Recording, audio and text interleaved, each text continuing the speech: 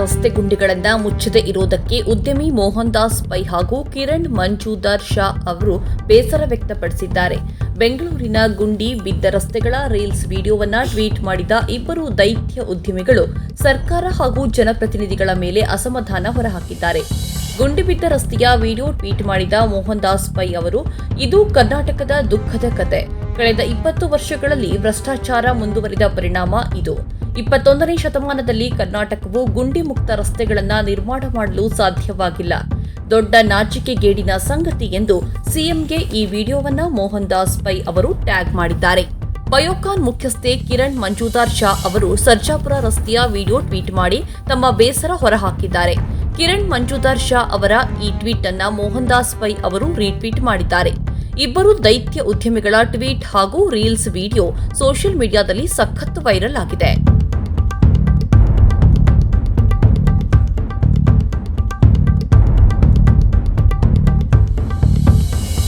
ರಸ್ತೆ ಫ್ಲೈಓವರ್ಗಳಲ್ಲಿ ಸಂಚರಿಸುವಾಗ ಆಂಬ್ಯುಲೆನ್ಸ್ನಂತಹ ತುರ್ತು ವಾಹನಗಳಿಗೆ ಜಾಗ ಕೊಡುವುದು ಕರ್ತವ್ಯವಾಗಿರುತ್ತದೆ. ಇದೇ ರೀತಿ ಸೈರನ್ ಹಾಕಿಕೊಂಡು ತುರ್ತಾಗಿ ಬರುತ್ತಿದ್ದ ಆಂಬ್ಯುಲೆನ್ಸ್ಗೆ ದಾರಿ ಬಿಡಲು ಮುಂದಾದ ಕಾರೊಂದು ಬುಡಮೇಲಾಗಿ ಉರುಳಿದ ಘಟನೆ ಬೆಂಗಳೂರಿನ ಫ್ಲೈಓವರ್ ಮೇಲೆ ನಡೆದಿದೆ. ಉದ್ಯಾನ ನಗರಿ ಬೆಂಗಳೂರಿನ ಅತಿ ಉದ್ದನೆಯ ಮೇಲ್ಸೇತುವೆ ಎನ್ನಲಾಗುವ ಎಲೆಕ್ಟ್ರಾನಿಕ್ ಸಿಟಿ ಫ್ಲೈಓವರ್ ಮೇಲೆ ಈ ದುರ್ಘಟನೆ ನಡೆದಿದೆ. ಹಿಂದಿನಿಂದ ಸೈರನ್ ಹಾಕಿಕೊಂಡು ವೇಗವಾಗಿ ಆಂಬ್ಯುಲೆನ್ಸ್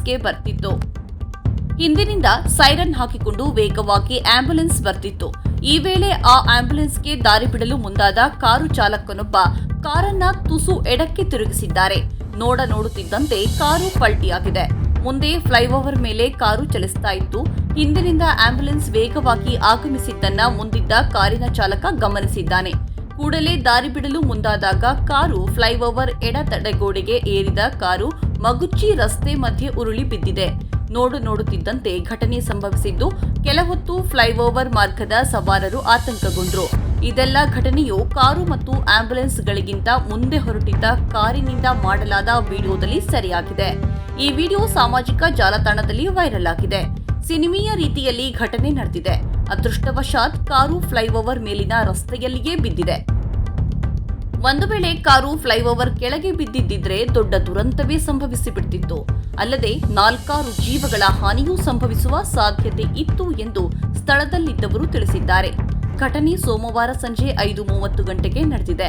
ಅದೃಷ್ಟವಶಾತ್ ಅಪಘಾತದಲ್ಲಿ ಕಾರಿನಲ್ಲಿದ್ದವರಿಗಾಗಲಿ ಇಲ್ಲವೇ ಕಾರಿನ ಹಿಂದೆ ಮುಂದೆ ಬರುತ್ತಿದ್ದ ಸವಾರಿಗರಿಗಾಗಲಿ ಯಾವುದೇ ಪ್ರಾಣಹಾನಿ ಸಂಭವಿಸಿಲ್ಲ. ಸಣ್ಣ ಪುಟ್ಟ ಗಾಯಗಳಾಗಿವೆ. ಗಾಯಾಳುಗಳನ್ನ ಬೇರೆ ಆಂಬ್ಯುಲೆನ್ಸ್ ಕರೆಸಿ ಅಲ್ಲಿಂದ ಆಸ್ಪತ್ರೆಗೆ ಕರೆದೊಯ್ಯಲಾಯಿತು.